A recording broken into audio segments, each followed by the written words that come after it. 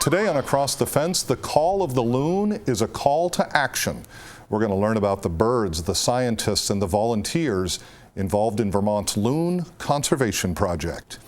Good afternoon, everyone, and thank you for choosing Across the Fence. I'm Will Michael in this afternoon for Judy Simpson. Few birds evoke the wild yet pleasing sensation that comes from hearing and seeing a common loon. Loons are iconic symbols of our northern lakes and ponds, but they're particularly vulnerable to nest disturbance, as well as toxicity from lead sinkers and mercury.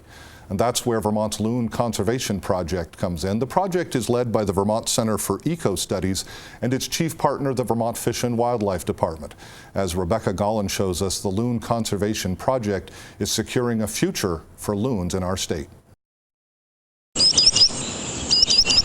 Right now we're hearing a bird here, it's a spotted sandpiper. A lot of birding we do by ear. The call of a loon is unmistakable. It's very familiar to anyone who visits Vermont's larger lakes. You become so used to them, and listening to them, you can tell the difference in their call, and they have quite a personality. Linda and Bob Tucker spend a lot of their time on the water. The Ludlow couple are avid kayakers and regularly visit a number of the lakes in southern and central Vermont. They enjoy the exercise, but are usually paddling with a purpose. He's actually the loon ranger, and I'm his assistant. So yes, I go when I'm needed to different places, and he gets me into positions that are really strange, like swimming across the lake to get an egg out of a nest because he can't get close enough with the kayak. You know, that sort of thing is my job. The Tuckers were recruited by friends to volunteer for the Vermont Loon Conservation Project about 20 years ago. We had seen loons, heard loons, as we ran around Lake Echo in Vermont. We didn't really know what, we were always asking, what is that? And finally we saw some. Loons return to Vermont from the New England coast at the end of winter. They start nesting from May to mid-June. The birds are easy to find and watch because of their distinctive black and white coloring and because they spend most of their time on the water. And we watch them through the summer until they learn to fly, and right up until they leave just before ice. I've been out when there's ice around Lake Nineveh and out there with them, and the little ones are still there. The parents have left. The little ones leave at the end, just before ice sets in. They seem to know because it's only a couple days and there's ice. So I've watched them from the beginning to the end. When the Tuckers got involved in the project, the loon population in the state was facing a crisis. They were put on the state endangered species list. Throughout the 80s and early 90s, they were trying to figure out, okay, where's the bigger problem? We put out these nest warning signs to attempt to try to give this island a little bit of space where the loons would nest. Eric Hanson knows loons. Takes about a month of incubation. Both male and female share in everything, whether it's nesting, chick rearing, feeding the chick, doing everything. Their behaviors are pretty much identical as far as amount of time spent. When the chicks hatch, they can actually swim within hours. They leave the nest right away. They're done with the nest, pretty much for the rest of the summer. That chick may not touch land until it breeds, which on average is a 7-year-old loon. So 7 years of just being on the water or in the air. Hanson is the project coordinator for the Vermont Loon Conservation Project, which is part of the Vermont Center for Eco Studies, or VCE. The effort started in the late 1970s when scientists realized that the number of loons nesting in the state had dropped dramatically. So in 1983, there were only 7 pairs that nested in the entire state, and maybe another 5 pairs that were around, and they only counted 29 adult loons that year, going statewide to most of the larger lakes. And they realized that, there's something going on. So in 1987, they were put on the state endangered species list.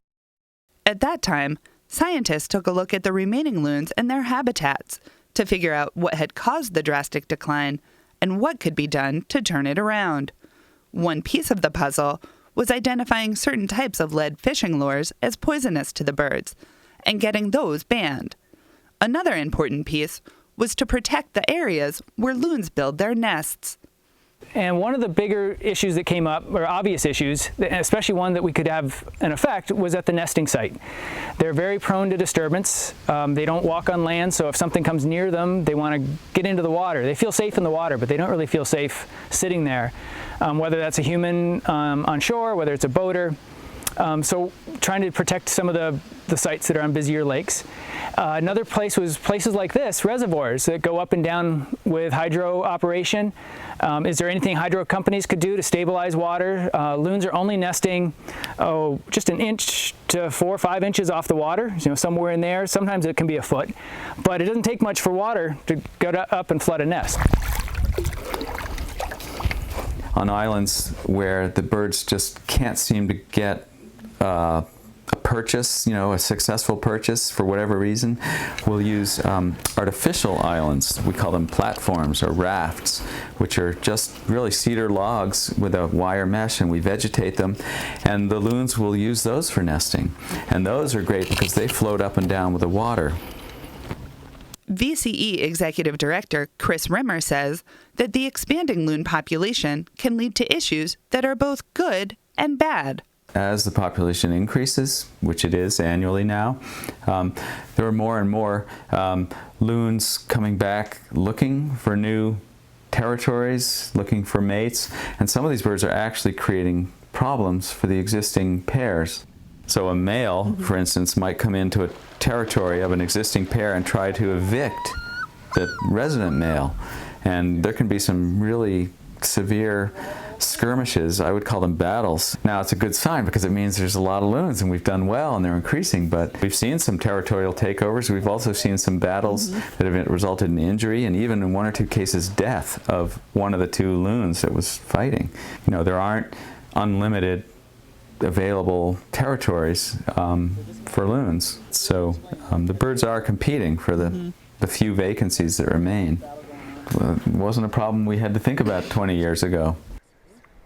Scientists with the VCE say that a thriving loon population needs clean lakes, healthy shorelines, and a good food base.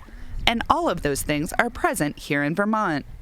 Over 80 pairs of loons have attempted to nest in recent years. But that is not enough to ensure long-term success. Along with the increase in the loon population is an increase in their interactions with humans. We've done our job. The loons are back. We've changed our name. We're now the Vermont Loon Conservation Project. We're no longer the Vermont Loon Recovery Project. So that always begs the question, are we ready to pack up and leave and move on? For some species, you can do that with.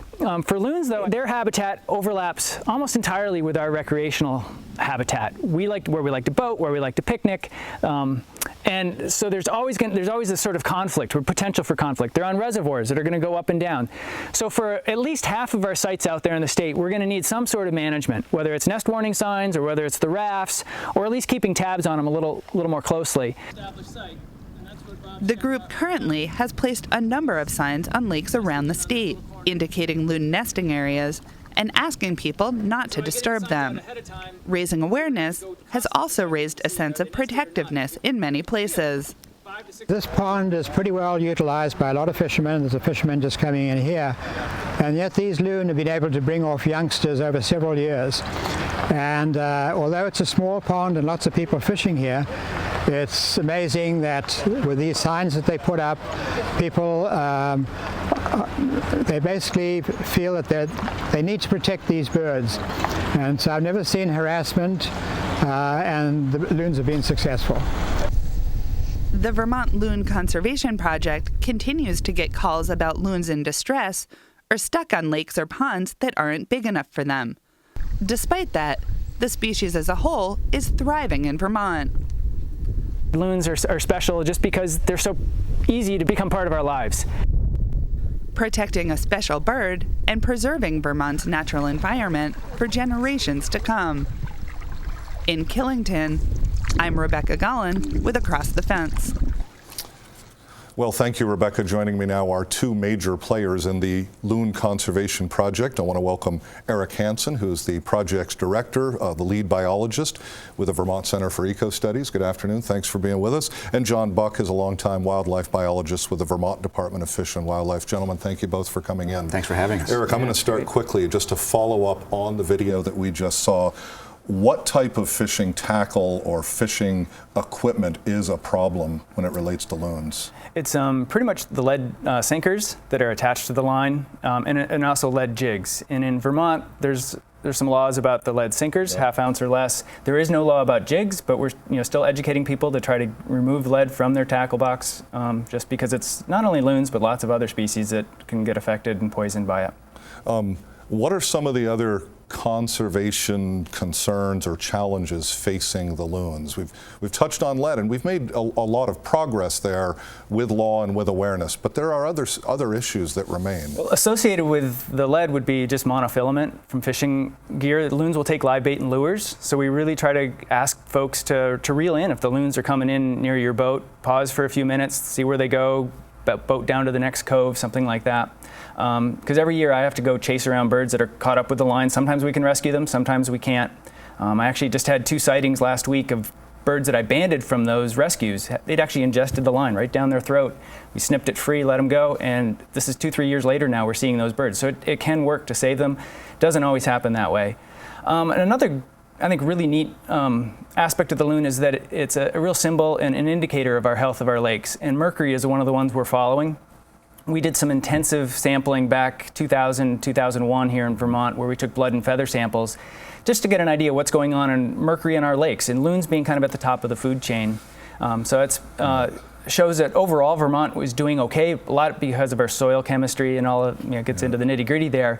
But in other parts in Maine and Nova Scotia, we're actually seeing losses of chick productivity upward of 40%, because mercury is a neurotoxin. It doesn't kill the loon, but it affects the behavior. You and I talked before the program. This is like the canary in the coal mine, because while mercury is the big one, you even talked about fire retardant chemicals showing up in some autopsies and types of things. Yeah, there's been some other sampling just to kind of see what are we finding in the birds, and we're seeing flame retardants to pesticides, and saying where are these coming from? And so again, the loons are just kind of at the top of that food chain. They kind of see what's going on.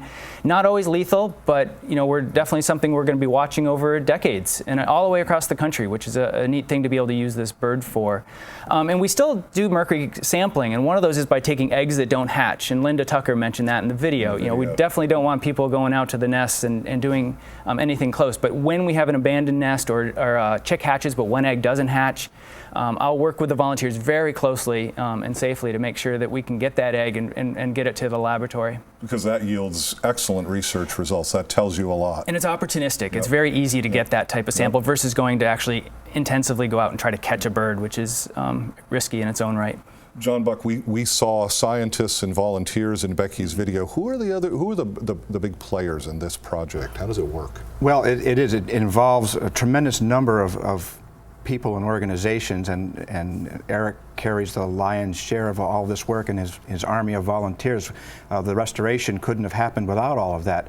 But there are side players as well, our law enforcement staff and Fish and Wildlife, and the biologists here at Fish and Wildlife.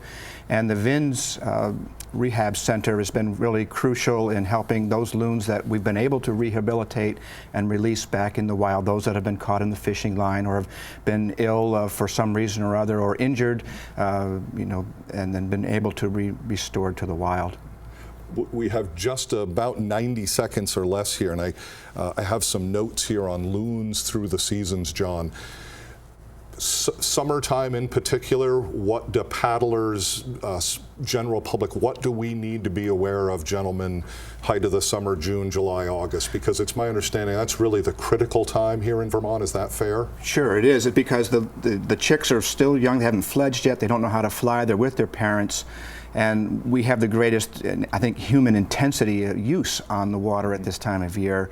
Various boating and swimming activities, and people love loons, and it's easy to understand why. They want to get close and get a better picture, or just want to be really, really close to see this magnificent bird. And we would ask, please keep a respectful distance. Observe the loon's behavior. If they look upset, that means they are, and just back away, stay away. Observe them from a distance with a long-distance photo lens or binoculars or something. That's a great way to end today's program because it's just so important. Again, I want to thank both of you for coming in. We want to share quickly that for more information on the Loon Conservation Project through the Vermont Center for Eco Studies, you can see the website there on your screen. Lots of information. You can also call 802-649-1431. That is our program for today. We know you have choices, so thanks for choosing us. I'm Will Michael, inviting you to join us back here each weekday afternoon for another visit Across the Fence.